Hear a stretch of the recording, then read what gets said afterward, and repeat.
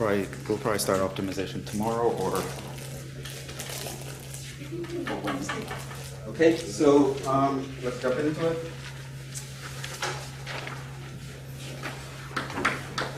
Let's actually run through case 5 real quick. Obviously, I'm going to skip problem 1. Those are just rules. You regurgitate them. What about problem 2? Airplane is flying at an altitude of 5 miles, passes over a radar tower. The distance between the tower and the plane. When the distance between the tower and the plane is 10 miles, the tower detects that its distance from the plane is changing at a rate of 240 miles per hour. How fast is the plane flying? What do we do? Draw a diagram first. What's the diagram? The ground. Sure, there's the ground. Put a radar tower somewhere there. There's the radar tower. Yeah, and then kind of draw a dotted line 5 miles up. It says like that, and then you get to draw another line that symbolizes the path of the plane. Okay. And where is that? On that, on the top of the 5 mile thing, and just parallel to the ground. Now, I guess it's kind of a broken line, like da da da da da da. Yeah, let's do a broken line, whatever. So that's your diagram, right? So it's like your plane is here, right? The tower is here. Now finish labeling. Now, when the plane is 10 miles away, so the hypotenuse is 10. No. No. From the tower. The point from the top point. Yes, that's 10. That's 10. No. Where's the tower? Hold on. The tower is here on the ground. So That's the plane. The hypotenuse is 10. no, Well, like, Distance from the tower of the plane. it's 10 exactly. What's the rules for labeling a diagram under related rates? The things that change you label. The things that change you label with what? X and Y. With variables. What's the label here? That's it. It's changing. It's a variable. What's the label here? It's changing. It's a variable. That's your label. Okay? So now what do we know? And what do we want? I know the distance from the plane to the tower is changing at a rate of 240. I call that distance y. So I actually know what dy dt is. So I know dy dt is 240. And what do I want? I want how fast the plane is moving, which is going to be dx dt.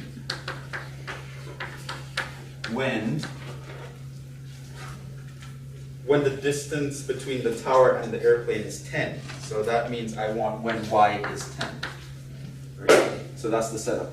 What's my equation? So that's the first, we're now at the first blank space. So the equation I use before differentiating is Pythagoras' theorem. It's going to be y squared is equal to x squared plus 5 squared.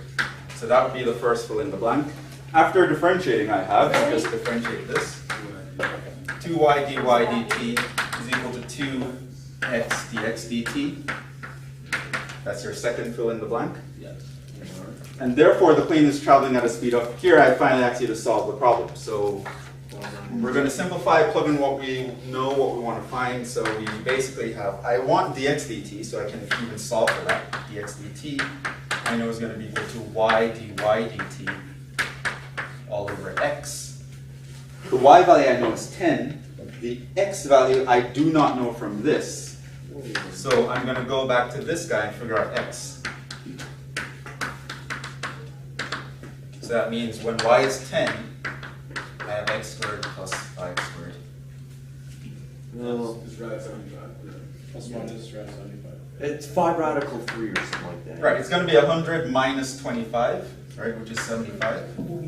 And then I'm going to take a radical, plus or minus, but x is a distance, so I'm only taking the positive. We can actually simplify this, right? 75 is 3 times 25. Yeah, this is 5 radical 3. So it becomes 5 rad 3. And so now, If you write 75, is that the best? I'll let it slide this time. So we have 5 rad 3, so now I'm just going to plug in the numbers. So dx dt will be equal to the y value, which is 10, times the dy dt, which I know is 240, over x, which is 5 radical 3. Well, that's So the 5 cancels into this, goes 2, so it's 480 over radical 3. And that would be the fill in the blank here. So these were the 3 fill in the blanks for that problem. Find the x values of the critical points. So now we're moving on to problem 3. Oh, that was So it's given f of x is equal to 3x to the 4th minus 6x cubed. How do we find critical points? take the derivative We of find the derivative. We get 12x cubed minus 18x squared. 18x squared. 18x squared. And then you simplify you take out a 6x squared.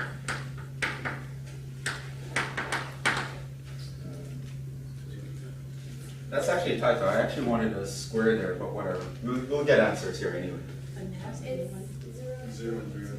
So what do we do here?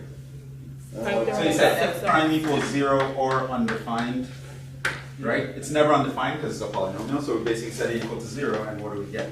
I can factor out a 6 from 6x squared, Yeah. and I would be left with? 2x minus 3 or something. Right, so I'll have x equals 0 or x equals 3 over 2. But we can't count 0 because you gave us the interval of 1 and 2.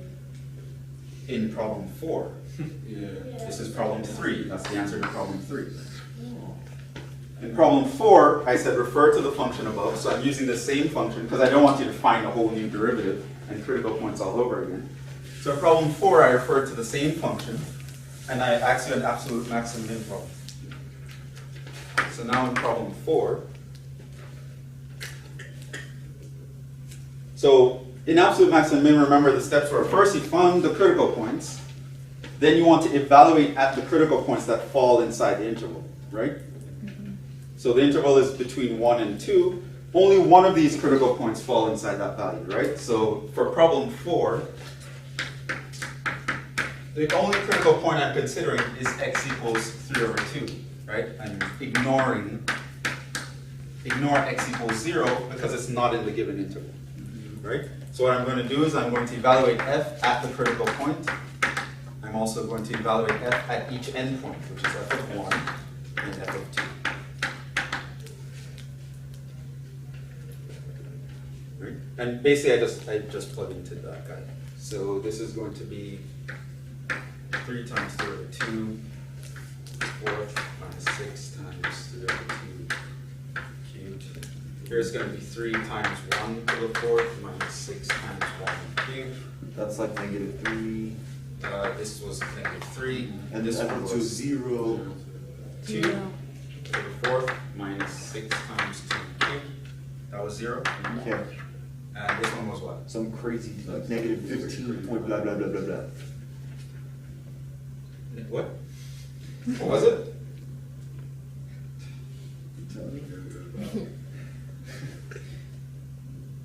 3 to the 4th is what? 81. Right, 3 times 81. It's like 256. 243. 243 or something.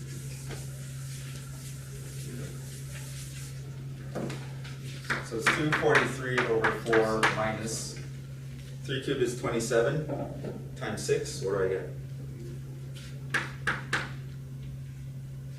That's going to be 27 times 6.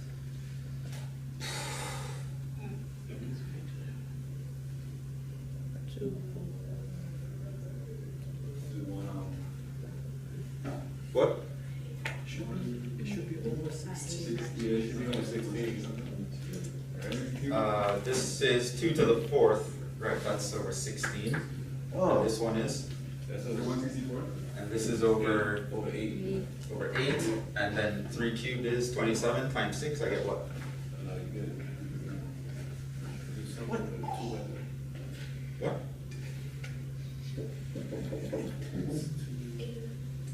27 times 6. 162? Yeah.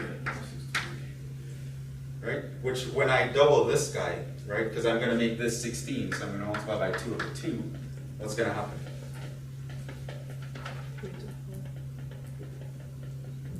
I'm going to get a negative number, right? Is it going to be bigger or smaller than negative 3?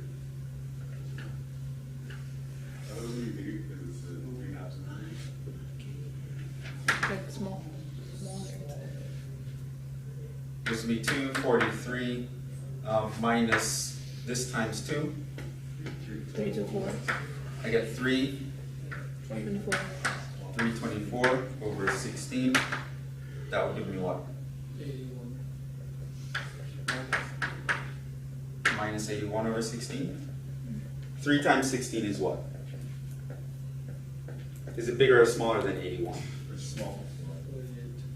It's smaller. So this guy here is actually smaller than that guy.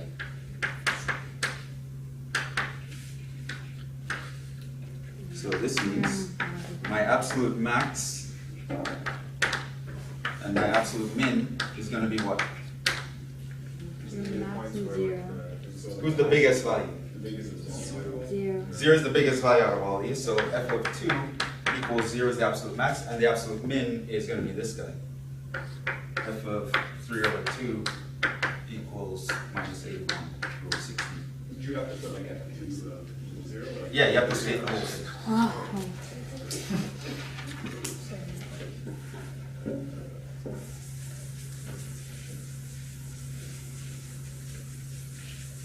That was not supposed to be that annoying because that's a typo. I meant to type a 2 there, but whatever. You could have still gone through it.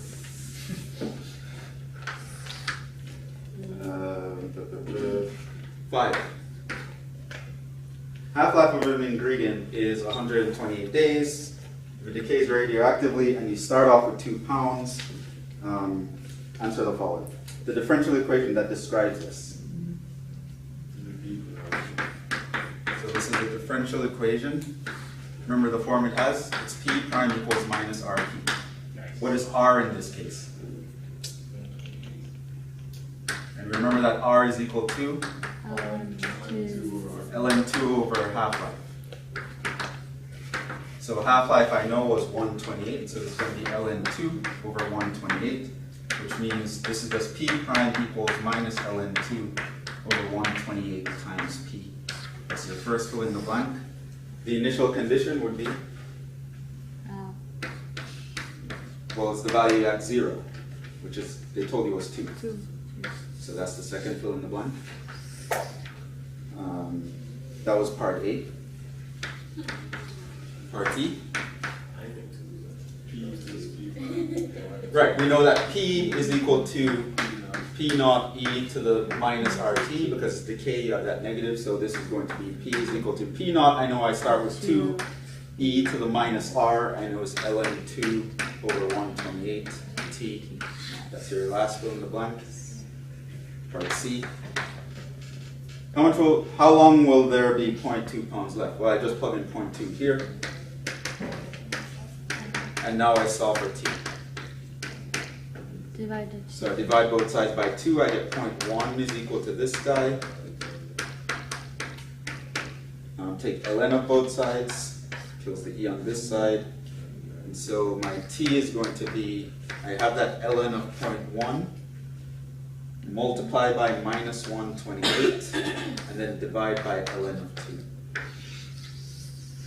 That's your last one in the blank.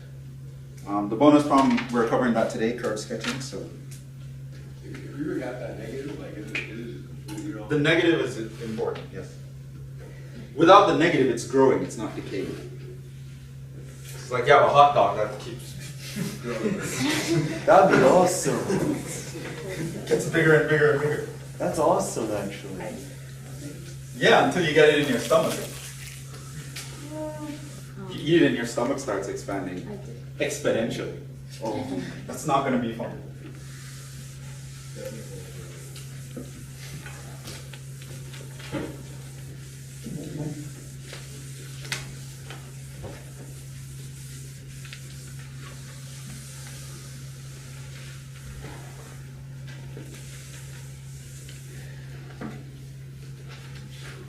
Okay, so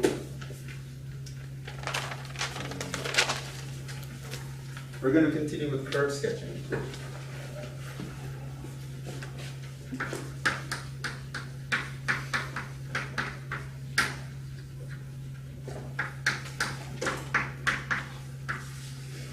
was going to have a talk because I wanted to respond to some questions and concerns that students have for me, but we're out of a lot of time gone, so I'll probably respond to those in an email or something. Yeah, let's continue. So curve sketching, we went over the steps. We actually did an example already. 1 over x squared, which I already actually knew how to graph. Let's move on to example B.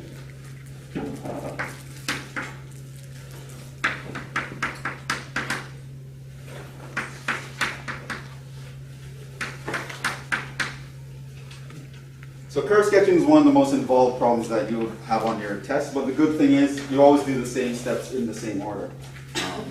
That's the only redeeming quality of curve sketching related rates and optimization, right? They're very involved problems usually, but they always go through the same sequence of steps.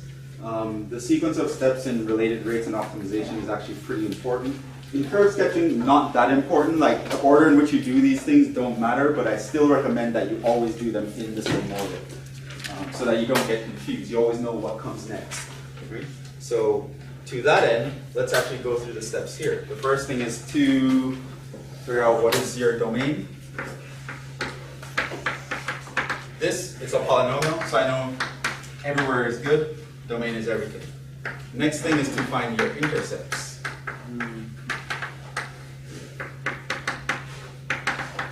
How do I find x intercepts? Set y equals 0, solve for x. How do I solve that? You would simplify first.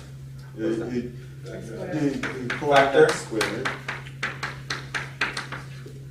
and then you would get like x squared times X plus 2, x minus 2. That's difference of squares here, so it factors further. And so I get x equals 0, x equals minus 2, x equals positive 2. Those are my x-intercepts. Y-intercept, set x equals 0. set x equals 0. So my y is just going to be 0 to the 4th minus 4 times 0 squared, which is just 0.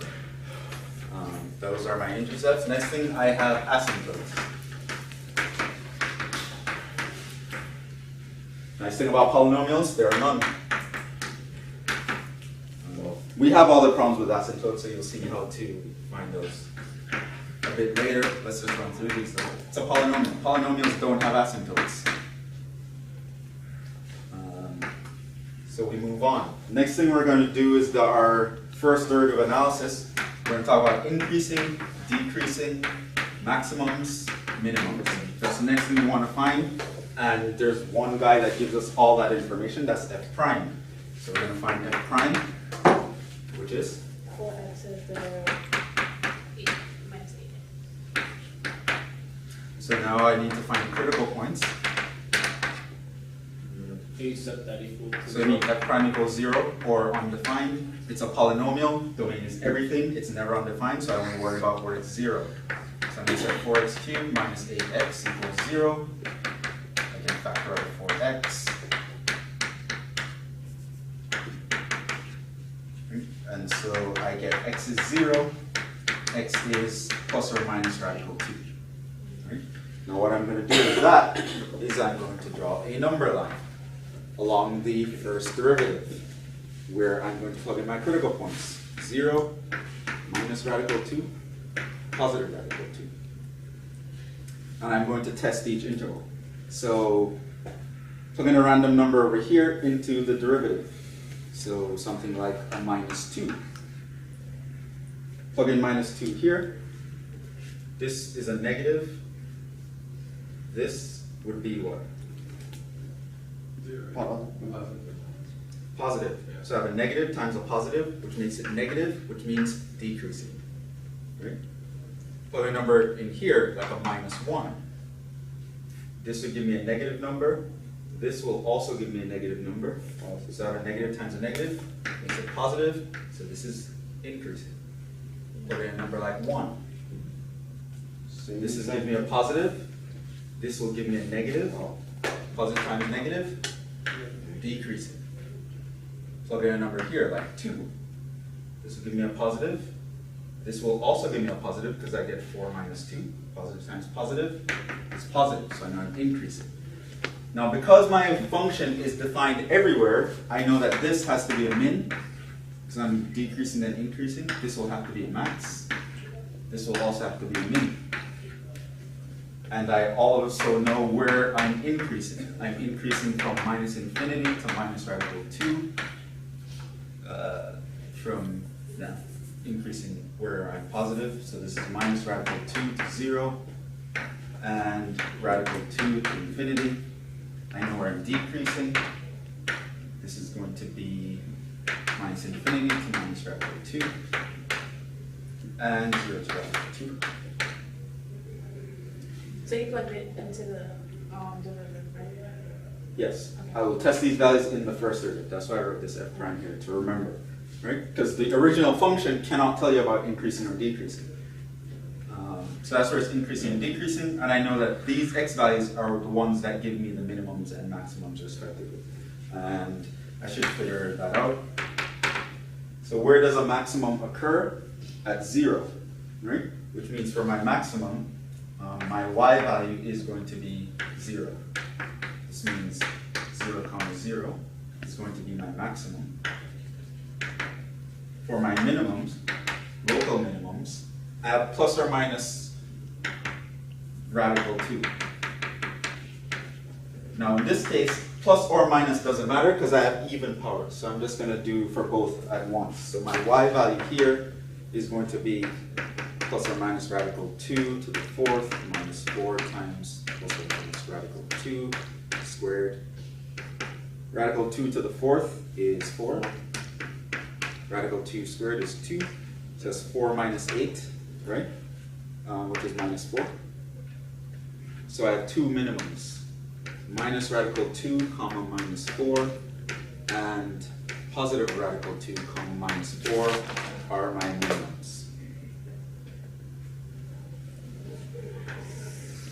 This was the first derivative test.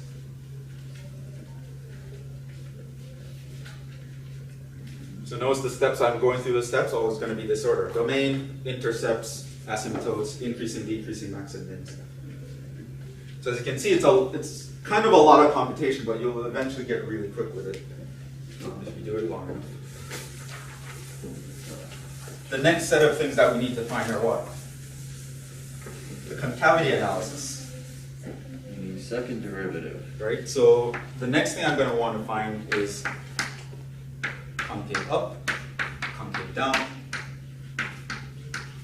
inflections.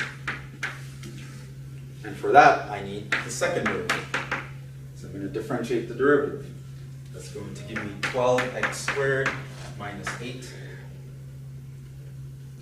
And so now I find critical points for that function. That means I have 12x squared minus 8 equals 0. I can factor out like 4. I get 3x squared minus 2. So my x would be 2 over 3, and I take radical.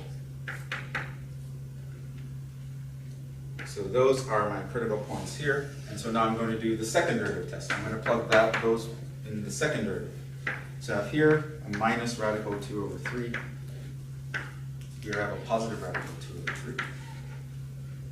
So I'm going to test values now. Somewhere in the middle, that's really nice and easy. That's 0. I can take something over here, like a -1. Something over here, like a 1. And I'm going to plug that into the second derivative, which is this guy. It's nicer to plug into the factored form because you'll see the signs quicker. So I plug in, this 4 is always positive, so I ignore that. Just plug in here. Plug in a -1, I get 3 minus 2, which is positive. What does positive mean here? Concave up. Concave up like a cup, so I know the shape is like this. Plug in a 0 into here, I get a -2, which is negative. Concave down like a frown. Plug in a 1 in here, I get a positive. Concave up like a cup. My function is continuous at these values. Notice that I switch from concave up to concave down, which makes this an inflection point. Also makes this an inflection point. It's a point where you switch concavity. So this means I can write my intervals now. I am concave up in 2 regions. minus infinity to minus radical 2 and radical 2/3 to infinity, and concave down in between these.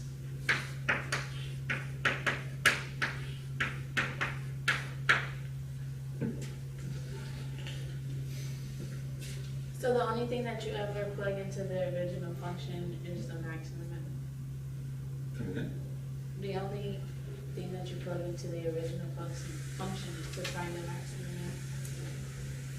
No. What do you mean? Like right here, maximum. That's the original one. I wasn't finding the maximum when I plugged into the original function. What was the point of plugging into the original function here?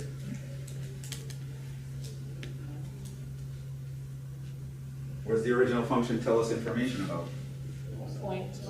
Points on the graph. I plugged into the original function to find the coordinates, not to find maximums and minimums. To figure out what coordinates they occur at, I would plug into the origin. Same thing here. I want to figure out where my inflection points are. I'm going to plug these guys into the original.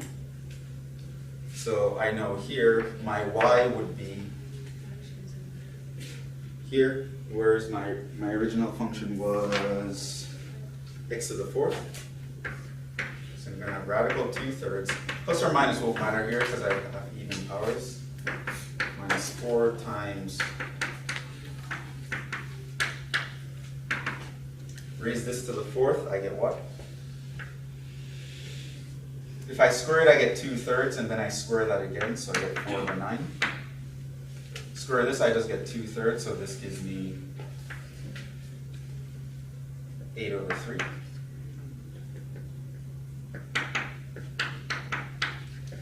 So I can multiply this by 3/3. So this gives me 24.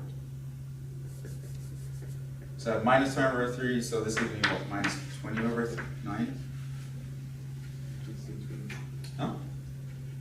That's 11, 20/9. Negative. Yeah. So I have two inflection points. My y value, one y value is 2/3, comma, minus 20/9, and positive radical 2/3, comma, minus 20/9. These are my two inflection points.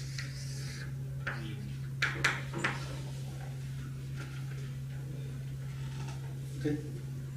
Now with that, I actually am now on step 6. I actually know enough to graph the problem, graph the function now.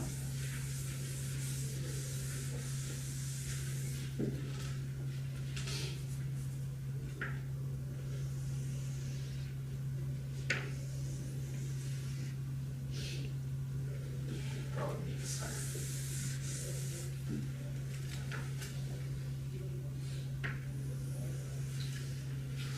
At this point, you start putting in everything you know. So what were our intercepts? I had an x-intercept at 0. The other one was where?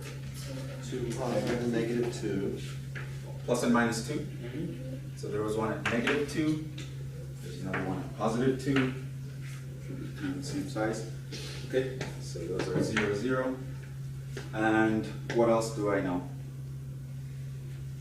Your local min. Okay, where did the minimums occur? Negative radical 2, comma 4. So let's say this is minus radical 2, comma, minus 4. This guy here was a minimum. 0 was actually a maximum. And then if I put here radical 2, this guy here also gives me a minimum. What else do I know? Inflection points, right? Where did those guys happen? Like somewhere over here, right? So let's say a minus radical 2/3 and 20/9. Let's put that there. Minus 20/9. And then a positive radical 2/3. So these guys here are inflections.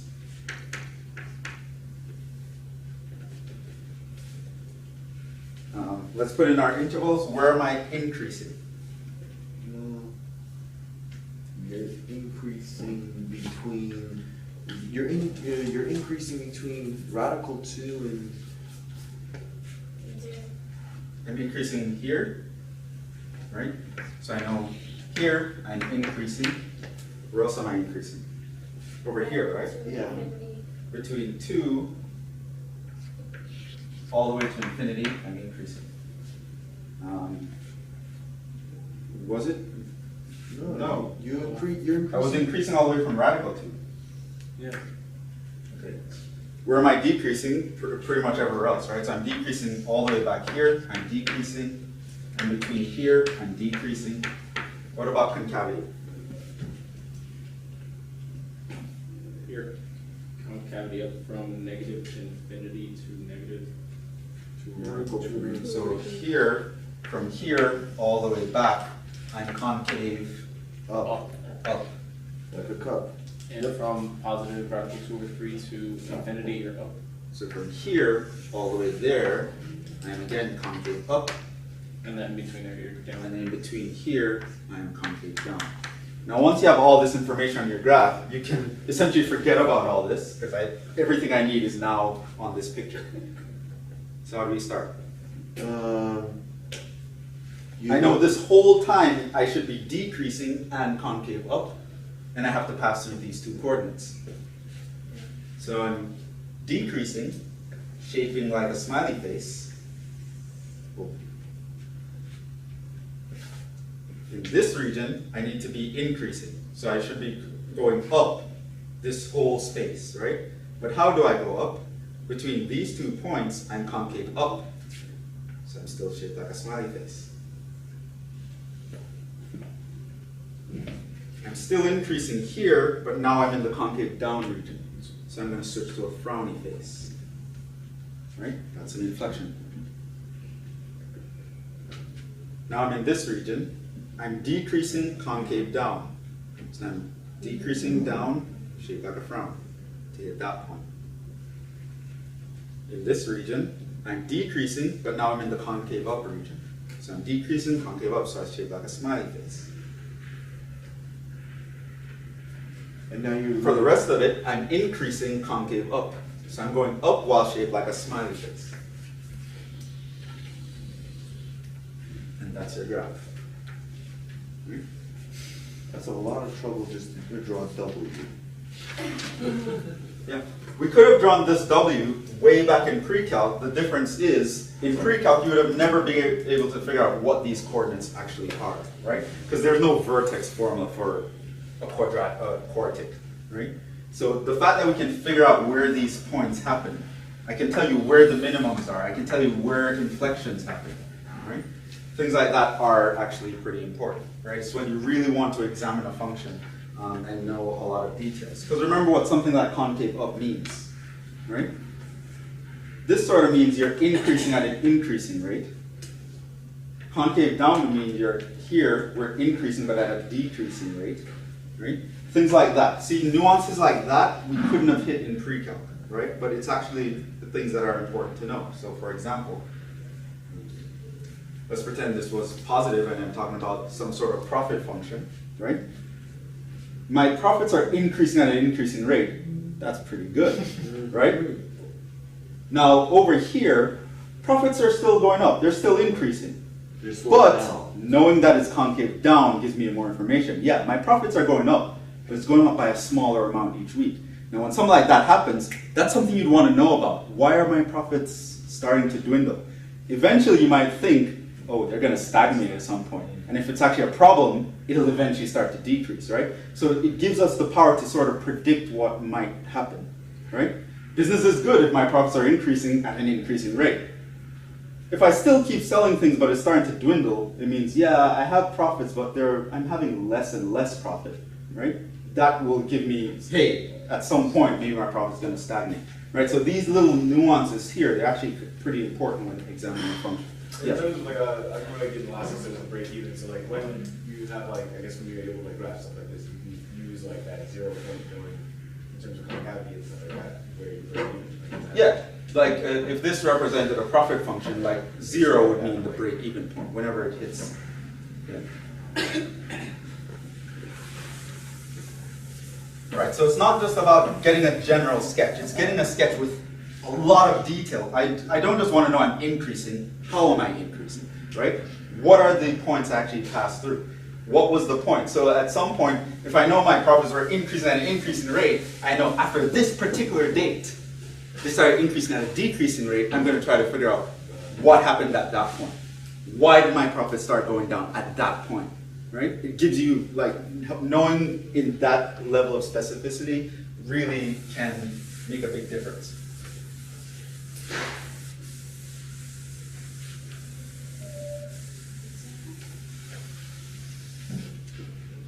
Let's move on to another example, right? That was a lot, your heads are probably spinning, but you keep going, and you'll start to get the gist of it after a while. So let's do problem C. It's actually pretty similar. Maybe I'll leave problem C to you. Let's do problem D. We have a ton more examples. So here, this is my function now.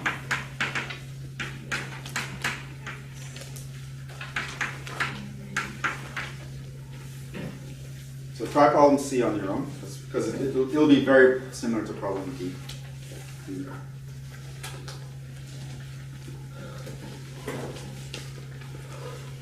Or do you guys want me to do it? Do you want me to do C? No. Okay, let's move on to D. So, first step, figure out what's my domain, right? So I know if there are any gaps or anything or holes that I need to look out for. It's a polynomial, domain is all real numbers. So this function is continuous, I can draw it out with my pencil off the page. That's my first thing to realize. Second thing, intercepts. First start with the X intercept. Find the X intercept, set my Y value equals 0, solve for the X.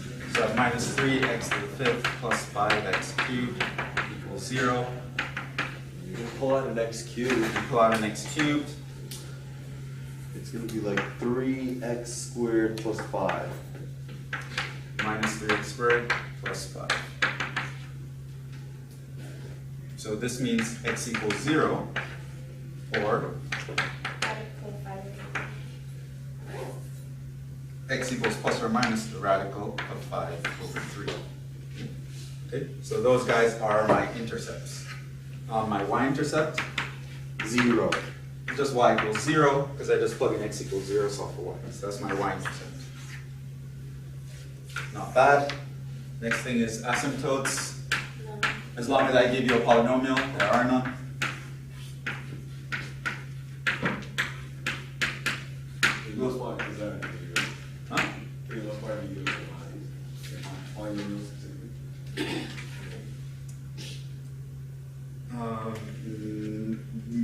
Not very likely.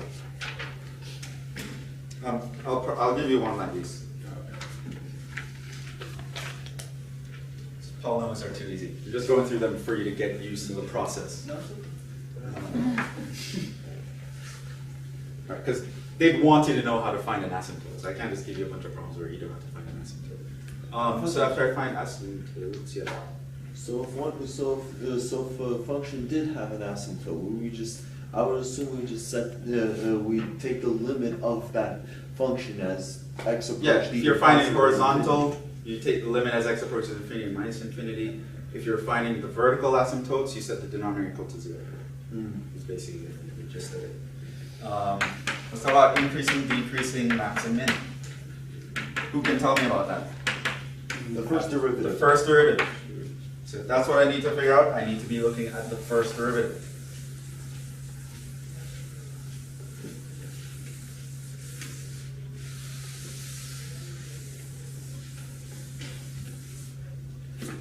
So my first derivative here is minus 15x to the 4th plus 15x squared.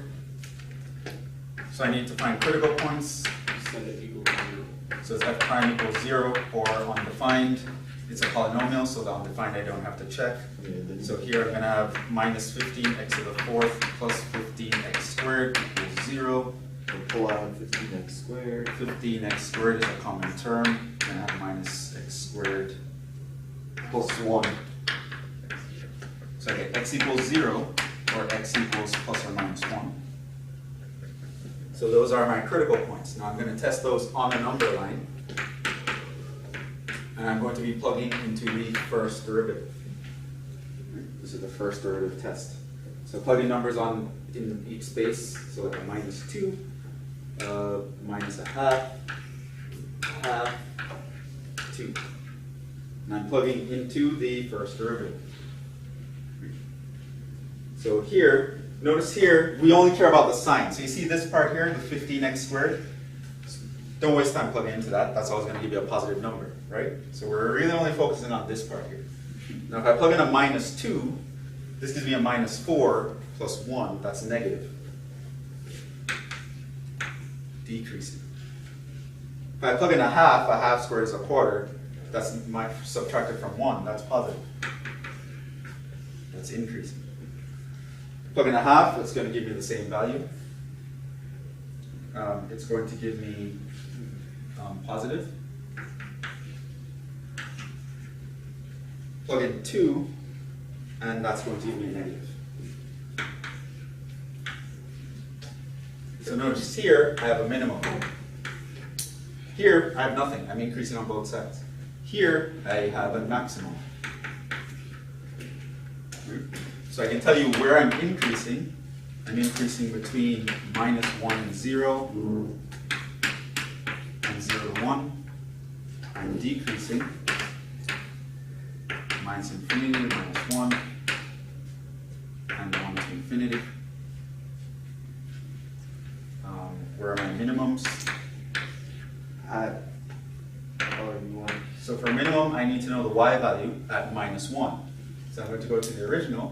I'm going to plug in -1.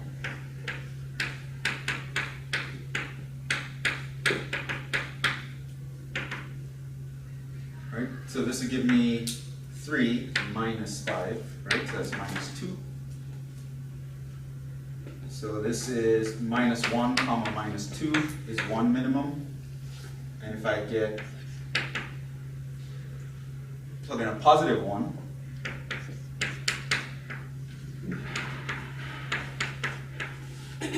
gives me -3 plus 5, that gives me +2. So another minimum is 1 comma +2.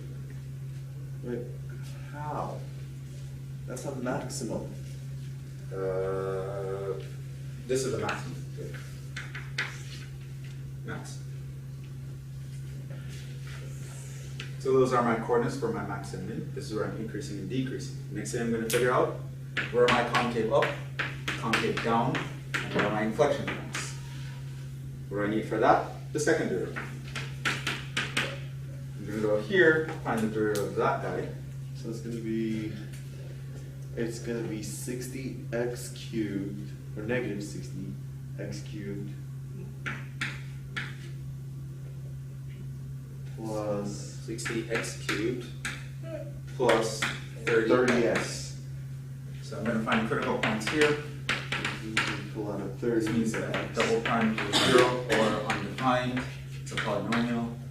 So -60x cubed plus 30, x equals 0. I can factor out the 30x. That'd be 2x squared plus 1. Yeah. So I have x equals 0 or x equals square root of a half. Number line in the second derivative. Here's 0, here's square root of a half, here's minus square root of a half. Plug in numbers in between them. Well, What's over here? 1. Like a -1 is over there, a +1 is over here. This one's a little bit trickier. What's over here?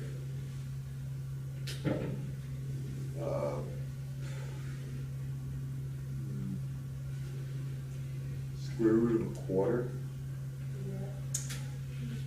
That's true. You could also think of it as a half. And minus a half. Right? Remember, radical 2 is roughly 1.4. Right? So now, plug in these numbers into the second derivative. Plug in a -1. This gives me a negative. This will give me a negative. Right? So I have a negative times a negative. Positive. Positive. In Concave. the second derivative, this is talking about concave up. Smiley face. Plug in a minus a half. This is negative. This guy will give me positive, right? So it's a negative times positive, that's a negative. Concave down. Plug in a half. This is positive. This will be negative, right? Concave down. The previous one, was this supposed to be negative or positive? This is negative here, right? Wasn't that supposed to be positive?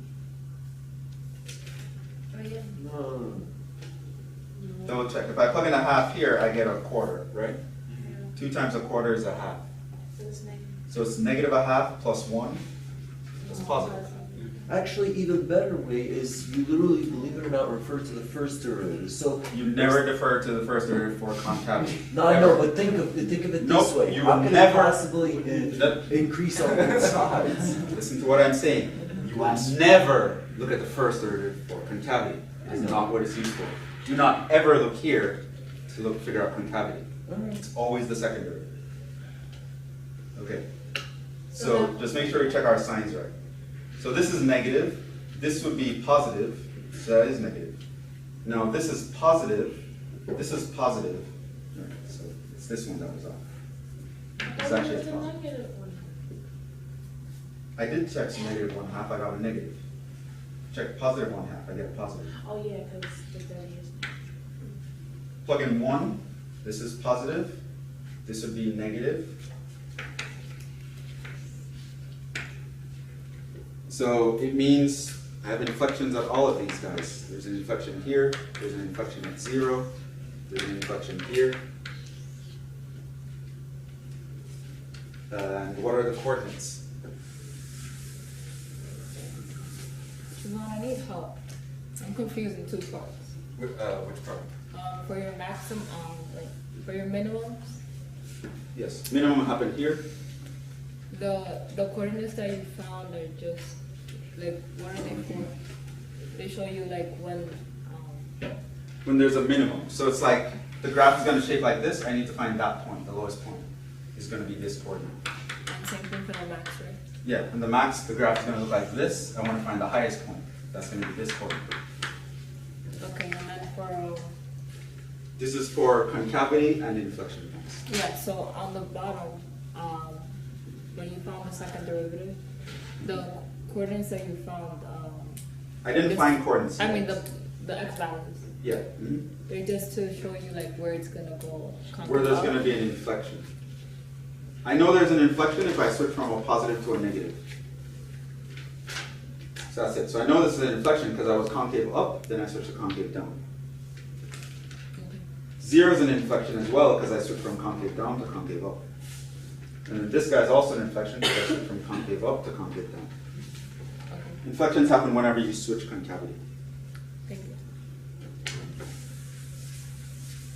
So it's about watching the signs here. So when am I concave up? When am I concave down? Negative infinity to negative radical union. Or no union. Concave up. So what's the other one? 0. To 0 to radical down. And that's it. Yep. Concave down. Everywhere where there's not a concave up. And that's where I'm concave down. What about my inflection points?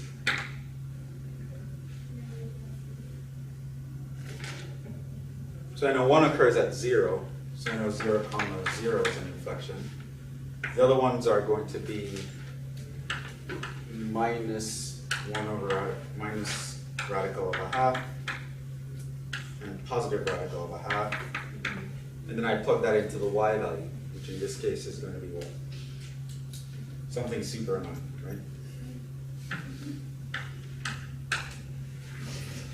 So now, You plug that into the y value for the Yes. second derivative. no, for the original. When I'm finding coordinates, I look in the original. So I'm going to plug in y is equal to, was minus 3 times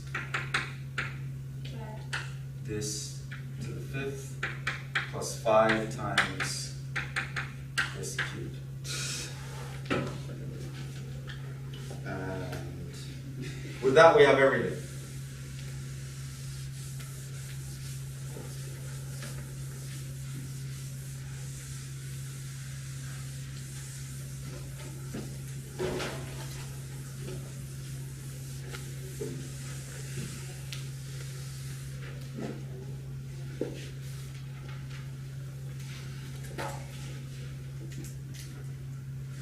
Remember these. I hope you guys copy them down.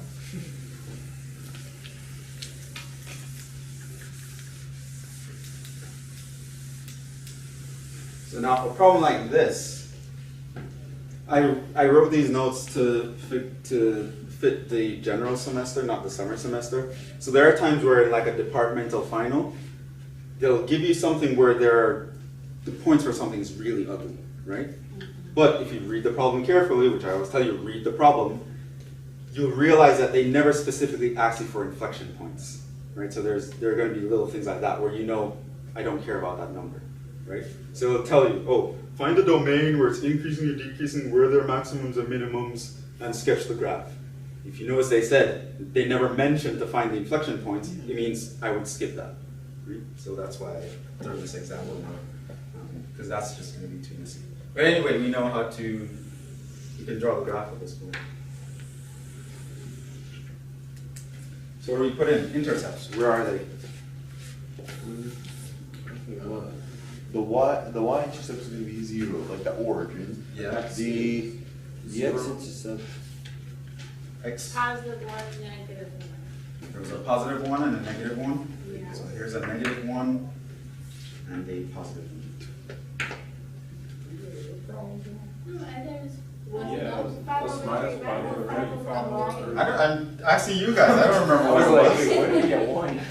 What were they? Radical 5 over 3. Radical 5 over 3. Yeah. What's it? And, Oh, my bad, I went too far down. okay, That's maximum. where were the maximums and minimums? Negative 1. Is the- Negative 1 was a maximum or a minimum? Negative 1 and positive 1 were something, right? Yeah, there was a maximum. So at negative 1, I had, Negative 1 is the minimum. okay, what was the lowest point? Negative 2. Negative 2. And at 1, I had a maximum, right? Yeah, 1 and 2. Which happens at 2. 2. So here, this is a max. This guy here is a min. Let's doing our increasing, decreasing. Where am I increasing or decreasing? Increasing negative 1 to 0. I'm increasing here. From 0 to 1. Increasing here. I'm decreasing everywhere else. So here I'm decreasing. Here I'm decreasing. Concavity. You're concave down from. No, you're concave up from negative infinity to the negative radical 1/2. Radical 1/2, which puts me over here, right? So pick a random number here, call that minus radical 1/2. And from that point back, I'm concave up. And then where else? Concave Zero. up from 0 to 1/2. Radical 1. Okay, so pick a random number here, that's radical 1/2. And that's concave up as well? Yeah.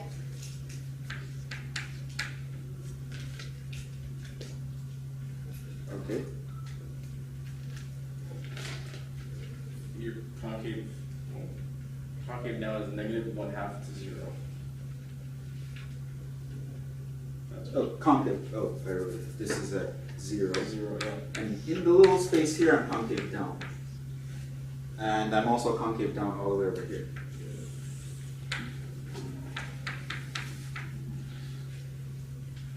Okay, so at this point, I forget everything else I did, and now completely looking at this picture to guide me. So notice that on this whole interval here, I am decreasing concave up. So I'm shaped like a smiley face while falling.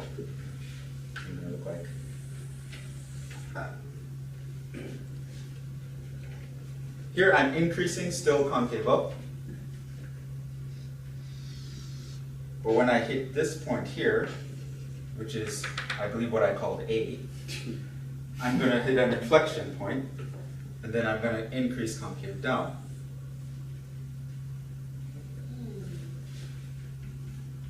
And there's going to be a point here. What happens here? I'm still increasing, but what did I do? Concave up. Concave up. So now I'm still increasing like a smiley face. Right? Now, at some point in the middle, I'm going to hit an inflection point. That's going to be what I call B. Right? So it's like I look like.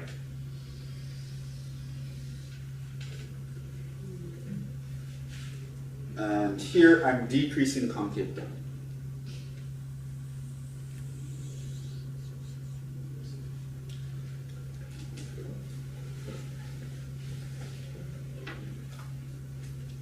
I'm sorry, probably. Well, gosh, That's like, is it okay if it looks like that? what? How else would it look? I mean, like, it's just supposed to, it's okay if it looks like that. See, it's bad that on my paper. I would have thought it was more. So yeah, like how you're shaped is important. I mean, if you're not very artistic, I don't really care. But it's important that when you're doing this, you don't draw like a straight line, or you don't draw something curving that way, right? Like that you lose point. You have to be bulging out like this, right? And yeah, when you swap things here, it'll be important what your concavity is. You have to make sure you're shaped like a smiley face here and a frowny face there.